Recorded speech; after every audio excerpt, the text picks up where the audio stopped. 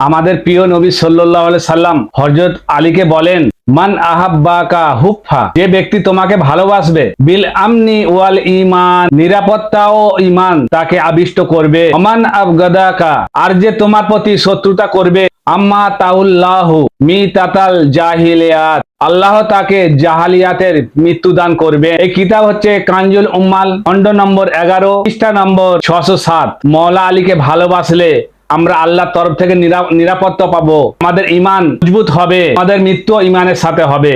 আর আমরা যদি মওলা আলীকে ইমাম না মানি, না যদি ভালোবাসি, তাহলে আমাদের মৃত্যু জাহালিয়াতের মতো হবে। তাই আমাদের আহলে সুন্নাত ভাইদের কাছে অনুরোধ, আমরা কিরকম মৃত্যুবরণ করতে চাই। অনেক রিওয়ায়াতে রাসূলুল্লাহ বলে গেছেন, আলীর সাথে দুশমনি করা মুনাফিক। একটি হাদিস আছে, এই হাদিসে বলেছেন দুটি গ্রহ জাহান্নামে যাবে, একটি হচ্ছে মওলা আলীর উপরে দুশমনি করে, আর একটি হচ্ছে মওলা আলীকে অতিরঞ্জিত ভালোবেসে।